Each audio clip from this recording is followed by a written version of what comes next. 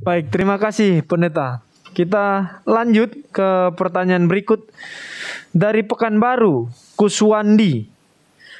Pertanyaannya, saya mau bertanya dalam Pengkhotbah 11 ayat 2 sampai 3. Apa artinya? Mohon penjelasan Pak Pendeta. Terima kasih. Kita baca Pengkhotbah 11 ayat 2 dan 3.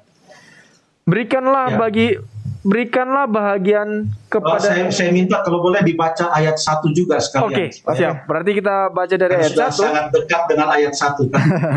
Tanggung. Siap, Pendeta. Perikopnya pedoman-pedoman hikmat. Lemparkanlah rotimu ke air, maka engkau akan mendapatnya kembali lama setelah itu. Berikanlah bahagian kepada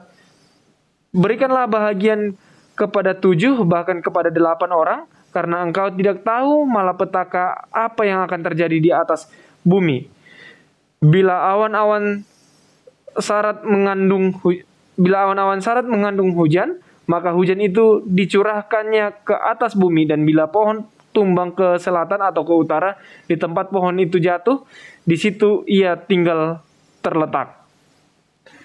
Demikian Pendeta. Terima kasih untuk pertanyaan ini. Ini pengkhotbah ditulis oleh Salomo.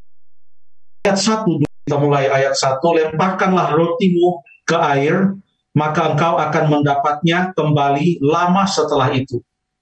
Bagaimana mungkin kita lempar roti ke air? Jadi waktu kita lempar roti ke air, apakah kita bisa ambil lagi itu roti? Kalau roti dicelup ke air, bagaimana Stephen dan Jeffrey?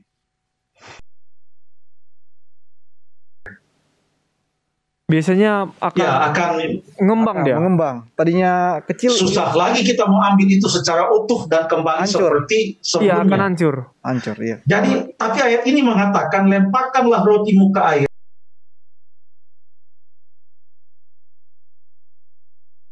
Tindakan iman. Tindakan iman artinya kita lakukan sesuatu.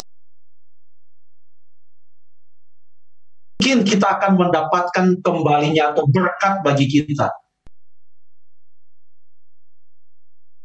Seseorang atau kepada tujuan apapun, dan kita katakan, saya beri ini, tidak mungkin saya mau dapatkan lagi apa yang saya sudah beri. Tapi ini tindakan iman. Tuhan mengatakan, walaupun kelihatannya waktu engkau memberi habis begitu saja, tapi jangan lupa bersama Tuhan, tindakan amal atau kemurahan hatimu itu akan mendapatkan upahnya. Kadang-kadang orang heran, kenapa orang ini bermurah hati? Apa dia tidak perhitungan kalau dia rugi dan lain sebagainya? Tuhan katakan, engkau akan mendapatkannya kembali lama setelah itu. Akan tetap ada ayat 2, berikanlah bahagian kepada 7, bahkan kepada 8. Jadi ada intensitas di sini. 7 itu biasanya sudah angka sempurna. Petrus bertanya kepada Tuhan Yesus, berapa kali kita harus mengampuni orang? 7 kali kah? Yesus katakan bukan 7 kali, tapi 70 kali 7 kali. Jadi dikatakan sini, berikanlah kepada 7, itu sudah betul-betul seperti batas maksimum kesempurnaan itu. Tetapi ini bahkan beyond, bahkan lebih lagi dari apa yang kita pikir, sudah memang itulah puncaknya. Berikanlah bagian kepada 7, bahkan kepada 8 orang, karena engkau tidak tahu malapetaka apa yang akan terjadi di atas bumi. Artinya apa?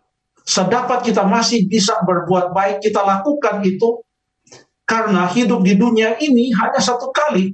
Sebelum kita masuk ke dalam kerajaan sorga pada waktu Tuhan Yesus datang pada kali yang kedua.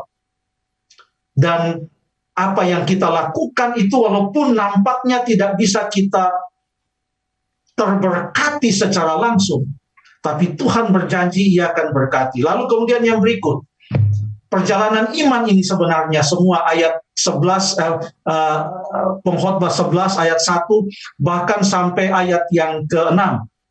Saya baca ayat yang ke-3. Bila awan-awan syarat mengandung hujan, maka hujan itu dicurahkannya ke atas bumi.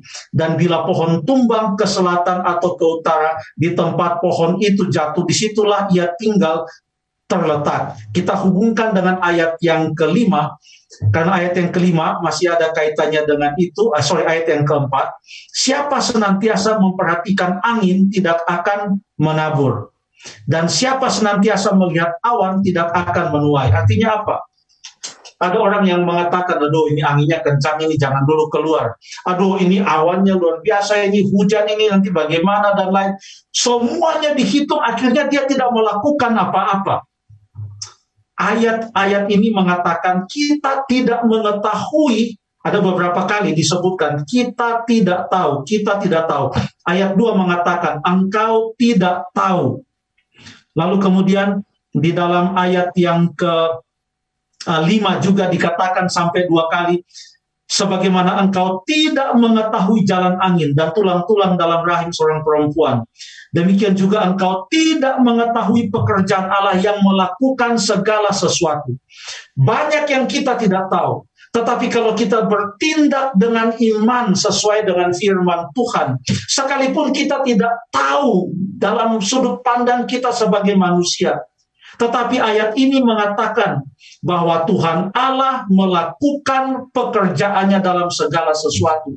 Walaupun kita tidak tahu, tetapi Tuhan Allah sedang melakukan pekerjaannya. Jadi lakukanlah sesuatu dengan iman, karena Tuhan tidak pernah akan meninggalkan kita.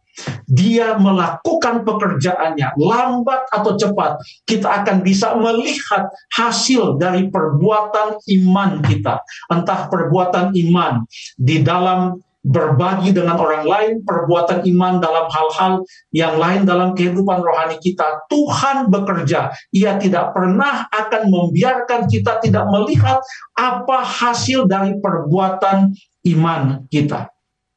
Kurang lebih demikian. Makanya ayat 6 dikatakan, taburkanlah benihmu pagi-pagi hari, dan janganlah memberi istirahat pada tanganmu pada petang hari. Kerjakan saja, mulai dari pagi sampai petang, karena engkau tidak mengetahui. Dari sudut pandang kita ya, apakah ini atau itu yang akan berhasil, atau kedua-duanya sama baik. Siapa yang tahu? Hanya Tuhan yang tahu. Mengapa?